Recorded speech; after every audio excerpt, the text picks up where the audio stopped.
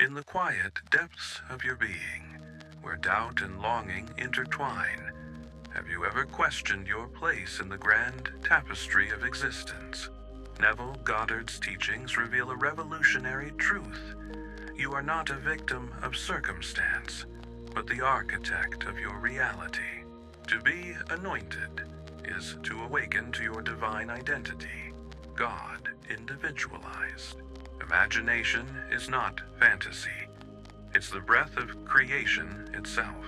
As Neville taught, imagination is God in man. This journey will guide you through 10 signs of your anointing, each rooted in the timeless law. As within, so without. In the silent theater of your mind, the drama of existence unfolds, a tapestry woven not by fate, but by the loom of your own consciousness. You are both the dreamer and the dream, the sculptor and the clay. Be still and know that I am God. Psalm 46:10 whispers not from some distant heaven, but from the depths of your awareness. Here, in this sanctum, the law of consciousness declares, the world you inhabit is the shadow cast by the light of your assumptions. Consider the artist, once shackled by the specter of insignificance. Her days were spent in lamentation, her canvases untouched by acclaim, until she dared to revise the script of her soul. I am celebrated, she repeated, not as a plea to the void, but as a command to the divine within. The outer world, ever obedient, rearranged itself. Galleries called. Critics marveled, not because luck smiled, but because she ceased to kneel to circumstance, and instead wore her new name like a crown. Her story is no parable of chance, but proof that consciousness is the only reality. To walk this path is to recognize that every trial is a merciless mirror. The quarrelsome colleague, the unpaid bill, the ache of loneliness, these are not curses to evade, but symbols crying out for interpretation. They reflect the unclaimed territories of your inner world, the fragments of self, yet unloved. When you curse the reflection, you wage war on yourself. Awakening begins the moment you ask, what state have I clothed myself in, that this shadow clings to me? Silence, in this sacred calculus, is not passive emptiness. It is the fertile void where old selves dissolve and new identities are born. Retreat inward, as Moses retreated into the wilderness, and let the I am reverberate until doubt trembles. Assume the feeling of the wish fulfilled until it saturates your being, or assumptions, once hardened into fact. Sculpt the marble of reality. Time is but a veil, thin and trembling, when you dare to dwell in the feeling of the wish fulfilled. The law of assumption teaches that creation is not a process, it is a finished work. Your task is not to build, but to inhabit, not to chase, but to become. Ruth, the foreigner turned matriarch, understood this alchemy. Her words, "Your people will be my people," Ruth 1:16, were not a hope, but a decree. By assuming the state of belonging, she stepped into a destiny that birthed kings. The world bends to those who wear their desires as present truths, for assumption is the forge where futures are welded to the now. Consider the writer, adrift in a sea of rejection. Each returned manuscript whispered, failure, until he abandoned the illusion of delay. Each night, he closed his eyes and lived, signing books, shaking hands, hearing crowds murmur his name like a psalm. He did not manifest, he remembered. Within months, the outer world caught up to his inner certainty. His novel ascended charts, not because he labored harder, but because he ceased to beg and began to be. Such is the secret. Feeling is the bridge between the imagined and the real. To live in the end is to let go of time's leash. The child who dreams of adulthood does not calculate years. He thrills in the thrill of growth. So too must you occupy your desire as a current fact, not a distant prize. Feel the joy of fulfillment now, and the path to its embodiment unfolds organically, for assumption, when sustained, compresses eternity into moments. The ancients called it faith. Goddard named it the law. The test of mastery lies in your relationship with desire. Does it still feel like a wish, or has it crystallized into memory? The writer knew he had succeeded not when the contract arrived, but when the act of signing books in his mind carried the weight of ritual, not fantasy. Your deepest longings are already yours in the unseen. To realize them, you must collapse the distance between I will be and I am, until only the latter remains. Adversity here is not a foe, but a tutor. When delays taunt you, they ask, how deeply have you assumed your wish fulfilled? Persist, as Ruth persisted, and the invisible ripens into visibility. The world is an echo chamber.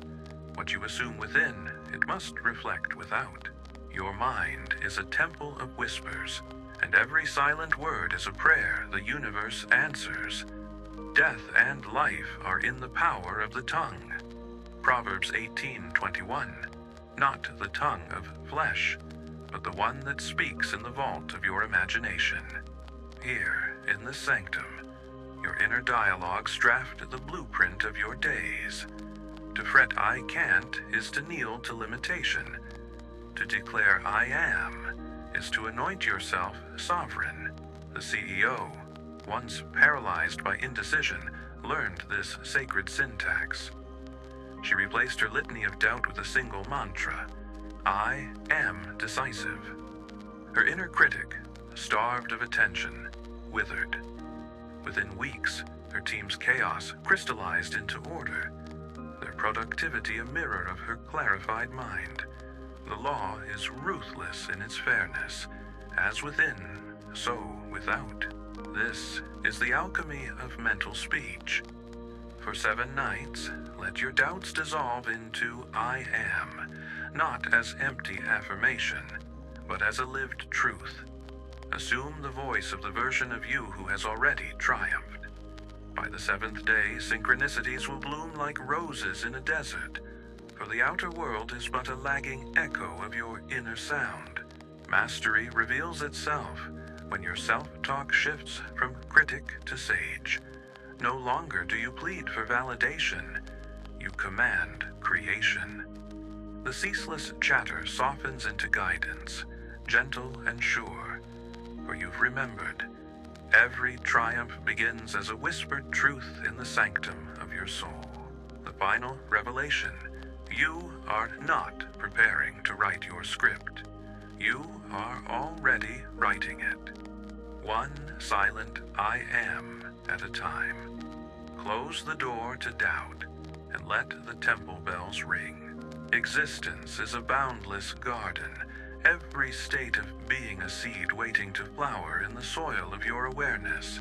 Poverty and abundance, fear and faith, limitation and freedom, each blooms in the eternal now, its vibrancy determined not by circumstance, but by which state you water with your attention. You are the gardener, and your mind is the gate. I have set before you life and death, blessing and curse. Choose life. Deuteronomy 30:19. To choose is not to struggle, but to surrender to a new assumption. Jonah, swallowed by the whale of his own despair, revised his script.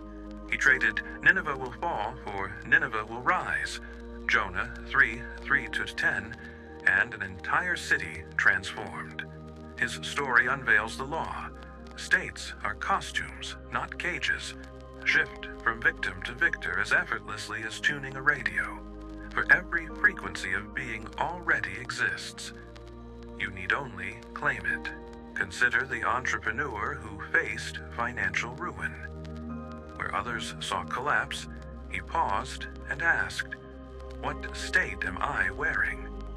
Shedding the cloak of ruin, he clothed himself in "I am abundant" until invoices became opportunities, setbacks became setups. Within months, contracts flowed like rivers in a once parched land. The law cares not for appearances, only allegiance. To walk this path is to realize that adversity is not a verdict, but a mirror. When doubt gnaws or lack looms, ask, "Which seed have I planted in the garden of my mind?" For the external world is a shadow puppet show, its figures dancing to the rhythm of your inner claims. Linger in lack, and deserts spread. Occupy abundance, and orchards rise. Mastery reveals itself when you greet crises as compasses. The missed promotion, the fractured relationship. These are not punishments, but prompts to return to the state where your desire is already flesh. Assume victory first, and the path reveals itself. The final truth? You are always choosing, even in silence. For the garden grows wild when neglected, yet flourishes when tended with deliberate grace. Water the state you wish to harvest, and watch reality bend to meet you. The infinite is yours to inhabit, no permission required. Step into the bloom.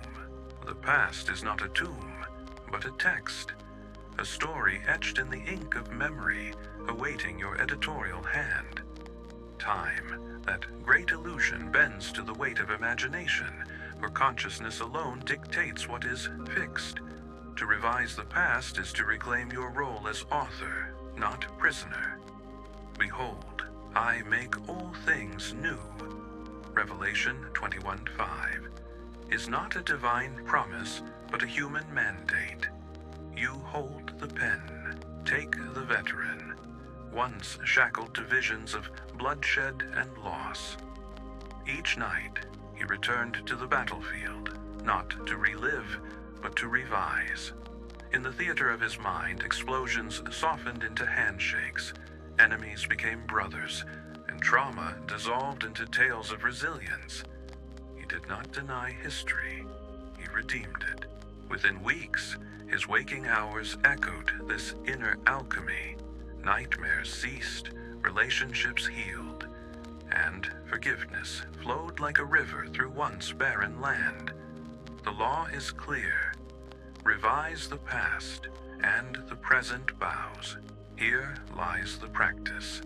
Each evening, pluck one thread from the tapestry of memory. Reweave it stitch by stitch in the loom of your mind. Feel the warmth of a reconciled conversation where cold words once hung. Hear laughter where silence festered. Saturate the scene with the emotion of what should have been, until the old narrative withers, powerless. Sorrow cannot survive the oxygen of revision. Life whispers in symbols, a celestial script etched into the mundane. The stalled train, the flickering street lamp, the stranger who speaks your mother's name. These are not accidents, but oracles. The heavens declare the glory of God, Psalms 19:1. Yet his voice is not in the thunder, but the tremor of a leaf, as Elijah discovered, 1 Kings 19:12. To the awakened, every moment is a hieroglyph awaiting interpretation, every delay a parable in disguise. Consider the woman trapped in gridlock, late for the meeting that would decide her fate. Where others fumed, she stilled her mind and heard the whisper, "This is your Red Sea." Instead of cursing delay, she chose trust. Within the hour, detours led her to a chance encounter, a client who doubled her revenue. The law is unyielding. Obstacles are invitations to remember who you are. What the world calls coincidence is simply God's vocabulary for those who listen. Synchronicities, the recurring numbers, the heart-shaped cloud, the song that answers your unspoken question, are not quirks of chaos, but but love letters from the divine. They are the alphabet of a hidden tongue, spelling out guidance for those who dare to see. The businessman who kept glimpsing 1111 dismissed it as chance, until he paused, silenced his cynicism, and asked, "What is being asked of me here?" Clarity dawned. It was a nudge to launch the idea he'd shelved. The project became his legacy. To master this language is to recognize that life's interruptions are its most profound prayers. The missed flight, the lost key, the argument that reroutes your day, each carries a fingerprint of grace. Your task is not to decode with the intellect, but to feel the symbol's resonance. What does this moment reflect of your inner state? What frequency are you being called to occupy? I am the resurrection and the life. John 11:25.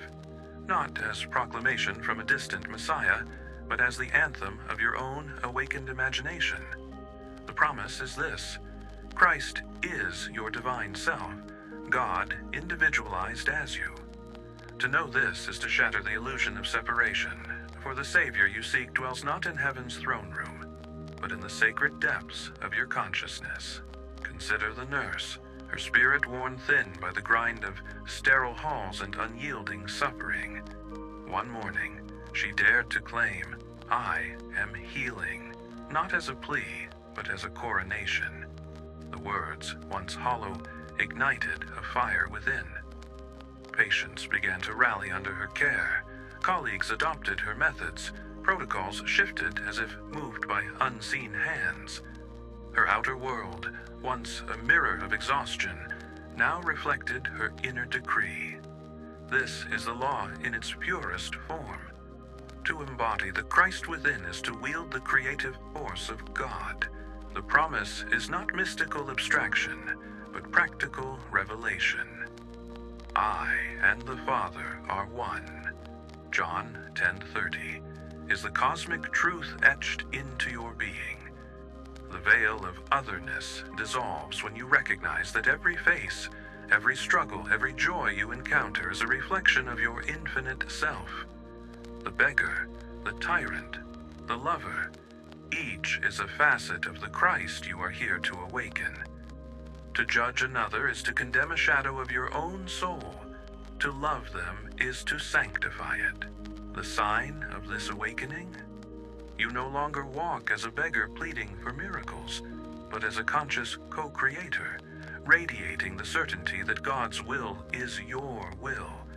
Your hands, once seen as frail and finite, become instruments of the divine. The meal you serve, the comfort you offer, the truth you speak. These are not good deeds, but sacraments, holy acts through which the Christ within consecrates the world. To live the promise is to realize there is no you and God. There's only I am, dancing as the many. The nurse healed not by effort, but by remembrance. The veteran revised his past, not by will, but by surrender to his true identity. The CEO, the writer, the artist, all are prophets of the same truth. You are the living Word made flesh. Reality is not built in your time, but through it. A bridge of incidents arching unseen toward your assumptions' fulfillment. What you call delay is divine preparation. What you name rejection is redirection. Joseph, sold into slavery and forgotten in prison, Genesis 41, did not curse his chains. He wore them as a scholar wears a robe, studying for the throne he would one day assume. His suffering was not punishment, but curriculum, each trial a lesson in stewardship. So too does the universe conspire in whispers, scripting your rise through seeming ruin. Take the founder. Her dreams met with no after no. Yet each failed pitch became a chisel, carving her vision into sharper focus. When she ceased to claw at outcomes and instead assumed success, the how unraveled without her effort. The investor she'd sought for years appeared only after she stopped chasing. Proof that the architect works in the shadows, aligning players and props while you occupy the end. To walk this path is to recognize that life's no's are not denials, but arrows. The job lost, the love that walked away, the deal that crumbled, these are not closed doors, but detours carved by grace. The universe, in its infinite calculus, denies only to give more. Your task is not to dissect the bridge of incidents, but to walk it. Surrender the when and why, for the architect's plans are etched in eternity's ledger, far grander than mortal timetables. The sign of trust, you no longer rage at the veil, but lean into its mystery. Patience becomes awe as you witness the synchronicities stitching your path. The chance meeting, the sudden insight, the coincidence that crackles with purpose. Even rejection gleams with revelation, for it whispers, "Not this," because something greater awaits. The final truth, time is the loom, and you are both thread and weaver. The same hand that guided Joseph from pit to palace, that transformed the founder's despair into triumph, now guides you. Walk in faith, not sight. For in the kingdom of consciousness, delays are love letters from the divine. Signed, I am preparing you for wonders. To trust the architect is to realize every not yet is a promise. The curtain will rise not when you demand, but when the cast is ready. Until then, rest in the certainty that what is yours cannot be lost. Life is not a race, but a symphony. Listen for your cue. Your imagination is the anvil of the gods, a forge where realities are hammered into form, not by chance, but by the fire of focused vision. Where there is no vision, the people perish. Proverbs 29:18. Yet when a collective dares to dream as one, even the most fractured world mends. Consider the town splintered by generations of distrust. Its citizens, weary of division, closed their eyes together and painted mental portraits of unity. Shared laughter at festivals, hands clasped across cultural chasms, children dancing in a plaza, once scarred by strife. They did not merely hope. They assumed the feeling of wholeness until their hearts beat in rhythm. Months later, their first Unity Festival bloomed, not as a forced gesture, but as the inevitable fruit of their shared vision. The law is precise. Collective imagination is the loom of society. This is the divine workshop, the sacred space where individual sparks of thought fuse into a wildfire of creation. To visualize a communal garden is to plant its seeds in the minds of others. Tend it daily in your imagination. Smell the soil, feel the sun, hear the rustle of leaves. Soon, allies you've never met will arrive, spades in hand, compelled by a pull they cannot name. For assumptions, once amplified by many, become magnetic, drawing circumstances and collaborators into alignment. The awakened wield imagination not as escapism, but as covenant. Like the builders of Babel, Genesis 11:6, whose unified purpose nearly touched heaven, you hold the power to reshape realities through shared mental blueprints. A teacher envisions her students thriving, and parents subconsciously mirror her faith. A leader assumes prosperity for all, and the collective field shifts, turning lack into innovation. The workshop's rule is immutable. What is imagined with conviction by one, multiplied by many, becomes manifest. You no longer beg for change, you ignite it. Your visions grow so vivid, so felt, that others catch their light like kindling. The artist's dream of a muraled city inspires a movement. the entrepreneur's mental blueprint for sustainability becomes an industry standard. You are no longer a lone dreamer, but a catalyst, awakening others to their role as co-creators. The divine workshop has no walls. It thrives in the intersection of minds daring to assume a grander story. To craft realities is to recognize that every thought is a brick, every assumption a blueprint, and the world, in all its chaos, is but a construction site awaiting your sacred labor. The journey ends where it began, in the thunderous silence of I am.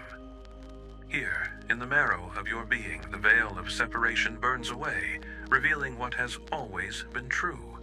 You are God, dreaming as man. The teacher who once saw her classroom as a battleground awoke to this truth. I am peace, she declared, not for herself alone, but as a decree for every restless mind before her. Gossip stilled, focus sharpened, and the room hummed with harmony, not because she forced change, but because she remembered her divine identity. Before Abraham was, I am. John 8:58 is not Christ's boast, but your birthright. This is the final law. There is no other. The beggar, the CEO, the lover, the foe, all are costumes worn by the one. To condemn another is to curse your reflection. To love them is to worship the self.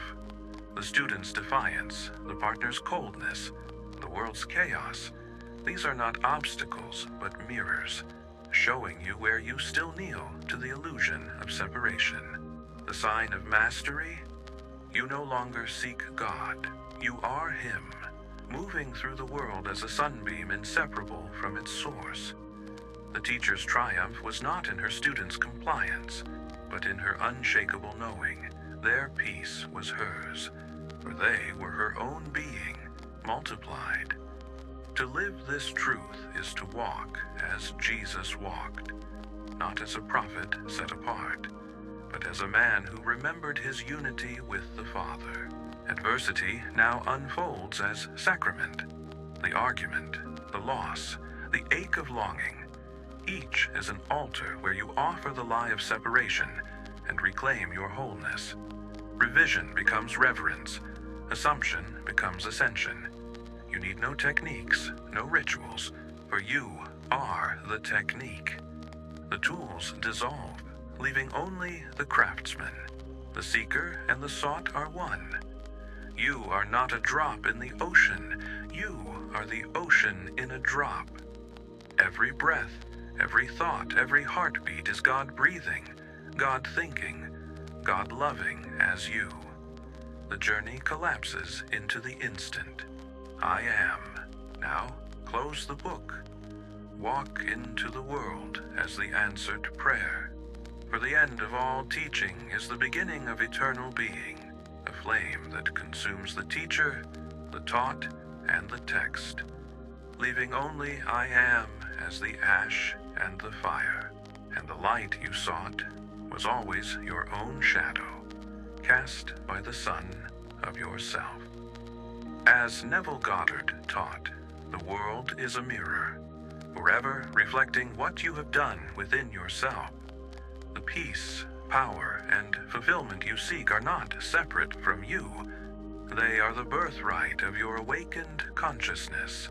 Embrace this truth as you step boldly into your divine calling, knowing that every desire already exists within the boundless realm of your imagination. Thank you for watching. If this message has stirred your soul, subscribe to this channel for deeper explorations of spiritual truth. Share this revelation with others, for in awakening one heart, you illuminate the path for many. The journey to fourth-dimensional living begins here. Press play on your next breakthrough.